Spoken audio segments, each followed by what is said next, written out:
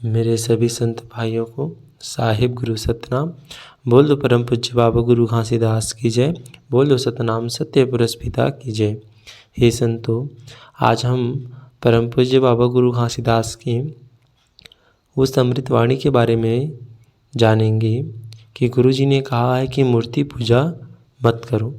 मूर्ति पूजा करना ढोंगा है।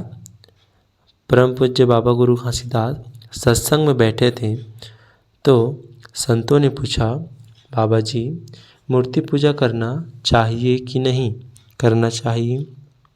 सदगुरु घासीदास जी कहने लगे, प्रिय संतो, मूर्ति पूजा जहन कर, मूर्ति पूजा करब हा ढोंगा है। मूर्ति की पूजा कभी नहीं करना चाहिए, क्योंकि मूर्ति की पूजा करना एक स्वांग मात्र है। प्रिय संतो, तुम सभी सत्य स्वरूप हो। तुम्हारा यह शरीर ही परमेश्वर का मंदिर है। अनादि अनंत अजन्मा अविनाशी निर्गुण निराकार सत्य स्वरूप परमात्मा इस देह के अंदर निवास करता है। इसलिए यह जीवन देह की ही जीवित परमात्मा का मंदिर है। अतः तुम्हें पत्थर के बने मंदिर में स्थापित पत्थर की मूर्तियों की पूजा करने की कोई आवश्यकता नहीं। तुम चेतन और विवेकशील प्राणी हो। तुम्हारा यह शरीर जीवित परमात्मा का जीवित मंदिर है। अतः जड़ तत्वों से निर्मित मंदिर में स्थापित जड़ तत्वों की मूर्तियों की पूजा करने से कोई लाभ नहीं होगा। इससे जड़ता आदि का अपने मन को भ्रम में मत डालो।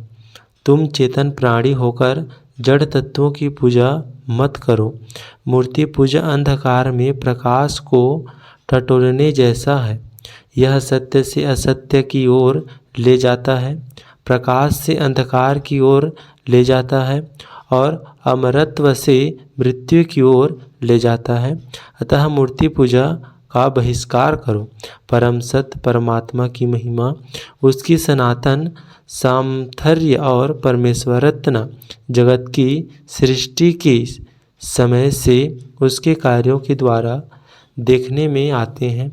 उस परम सत्य परम चेतन अविनाशी परम परमेश्वर की महिमा को लोग नाशवान अचेतन पाषाण की मूर्ति की समानता में बदल डाला। इस तरह सत्य को अधर्म से दबाकर परमेश्वर की सच्चाई को बदलकर झूठ बना डाला और अचेतन पाषाण की उपासना और सेवा करने लगे, न कि परम सत्य परम चेतन परमात्मा की, जो जगत का सृजनहार है। परम सत्य आत्मा रूप से सदा सभी जीवों में स्थित है।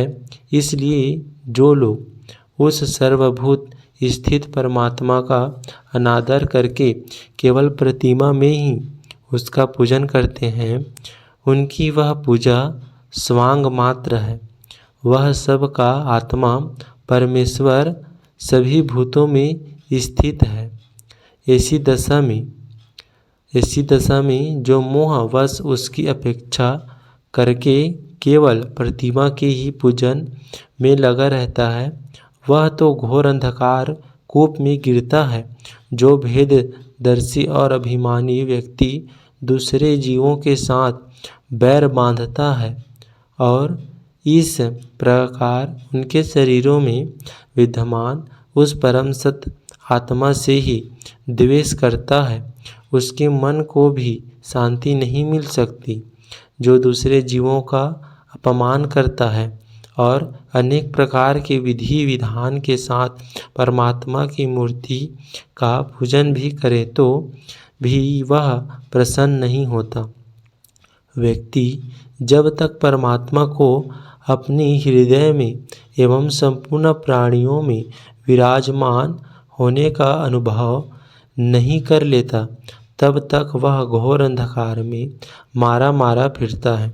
अतः संपूर्ण प्राणियों के भीतर घर बनाकर उन प्राणियों के ही रूप में उस परमात्मा का योग्यमान मित्रता के व्यवहार तथा समदृष्टि के द्वारा पूजन करना चाहिए। प्रिय संतों, पत्थर की मूर्ति कुछ भी नहीं है, यह जड़ तथा निर्जीव है। पत्थर आदि अचेतनों की अपेक्षा वृक्षादि जीव श्रेष्ठ है।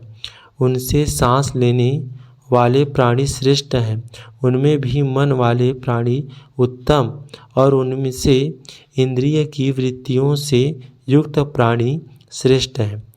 सेंद्रिय प्राणियों में भी केवल स्पर्श का अनुभव करने वाले की अपेक्षा रस का ग्रहण कर सकने वाले मत्स्यादि उत्कृष्ट है तथा रसवेत्ताओं की अपेक्षा गंध का अनुभव करने वाले भ्रमरादि और गंध का ग्रहण करने वालों से भी शब्द का ग्रहण करने वाले सर्पाथी श्रेष्ठ हैं।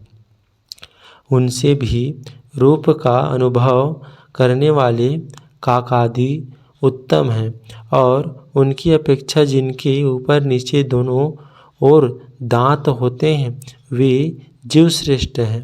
उनमें भी बिना पैर वालों से बहुत से चरणों वाले श्रेष्ठ हैं तथा बहुत चरणों वालों से चार चरण वाले में भी 2 चरण वाले मनुष्य श्रेष्ठ हैं। मनुष्यों में भी विवेकी मनुष्य श्रेष्ठ हैं, विवेकी से ज्ञानी श्रेष्ठ हैं, ज्ञानी से संशय निवारण करने वाले श्रेष्ठ हैं तथा उनके अपेक्षा भी सद्धर्म सतनाम का पालन करने वाले श्रेष्ठ हैं। इसलिए मूर्ति पूजा मत करो और यह मानकर कि जीव रूप अपने अंश से साक्षात परम सत्परमात्मा ही सब में अनुगम है। इन समस्त प्राणियों को बड़े आदर के साथ मन से प्रणाम करो।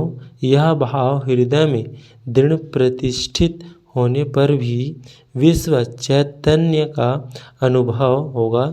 इसके पश्चात ही उस अनिर्वचनीय निर्गुण और सृष्टि से अतीत परम सत्य परमात्मा को पाया जा सकता है। साहिब गुरु सतनाम, साहिब गुरु सतनाम।